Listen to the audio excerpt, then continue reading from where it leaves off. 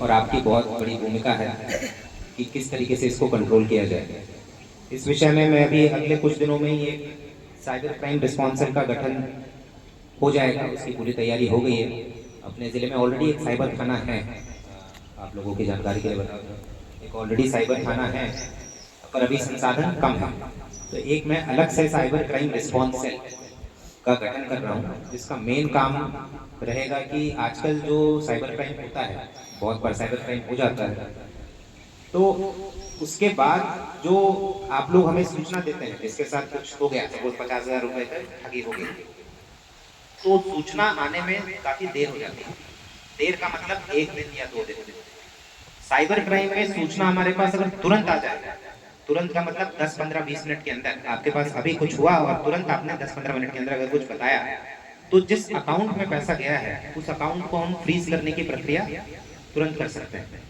अगर ये वाला जो काम करना है अकाउंट को फ्रीज कराने का, जिस अकाउंट में ठगी वाला पैसा गया है, अगर उसमें लेट होगा तब तक उस अकाउंट से पैसा निकल जाता है, कोई ना कोई निकाल लेगा। फिर एक बार निकल गया उसके बाद फिर पकड़ना बहुत मुश्किल हो जाता है। तो ये जो साइबर क्राइम रिस्पॉन्स सेल का गठन कर रहे हैं, इसका काम रहेगा कि भाई अगर किसी परिवादी के साथ कोई फ्रॉड हुआ है, तो बहुत बार परिवादी को पता नहीं रहता है कि क्या करें, कंप्लेंट कहाँ करना है। एक पोर्टल बना हुआ है अलग से, केंद्रीय सरकार का एक पोर्टल है, NCRP portal, national cyber crime response का पोर्टल है।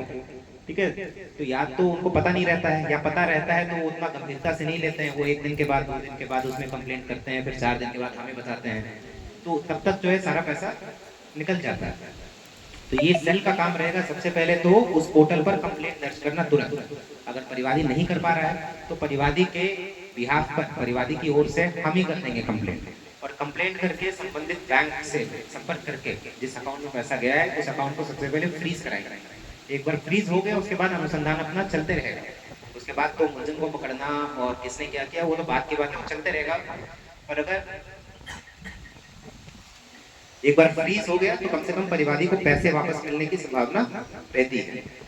फिर फ्रीज होने के बाद अनुसंधान अपना चलेगा। उसके बाद एक और समस्या आती है कि बहुत बार वो अकाउंट फ्रीज ही रहता है, फिर परिवादी उसको अनफ्रीज कराना, कोर्ट से फिर आदेश लेना पड़ता है। अनफ्रीज मतलब कि भाई उसका पैसा जो है वापस परिवादी को मिल जाए, उसमें भी बहुत बार लेट होता है। ऐसे भी बहुत सारे केसेस मैंने देखे कि 1-1 साल 2-2 साल से जो है वो अकाउंट फ्रीज करके पड़े हुए हैं और परिवादी का सारा पैसा जो है वो अटका पड़ा है, वो वापस नहीं मिल पा रहा है। तो ये साइबर क्राइम रिस्पॉन्स सेल का ये भी काम रहेगा कि फ्रीज तो करा दिया, अच्छी बात है, अनुसंधान भी कर लिया, वो भी अच्छी बात है, मुलजिम को भी पकड़ लिया, पर जो पैसा वापस जो परिवादी को मिलना है कोर्ट के साथ समन्वय करके, वो भी ये cyber cell, cyber crime response cell वो उसको फैसिलिटेट करवाएगा, उसमें अपना योगदान देगा। और साथ ही साथ जो एक जागरूकता वाली जो कमी है साइबर क्राइम को लेकर, खासकर जो बूढ़े लोग हैं, है ना, जिनको स्मार्टफोन तो मिल गया है पर उतना जागरूक नहीं है कि भाई इसको चलाना कैसे है, किस पर क्लिक करना है, नहीं करना है, कोई मैसेज आए तो उसका रिस्पॉन्स किस तरीके से देना है।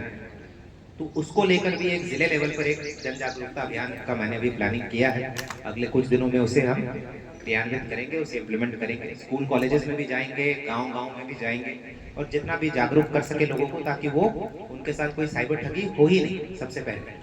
और अगर हो जाती है तो फिर ये अपना जो साइबर क्राइम रिस्पॉन्स सेल रहेगा उसकी तरफ से हम त्वरित कार्रवाई सुनिश्चित कराएंगे।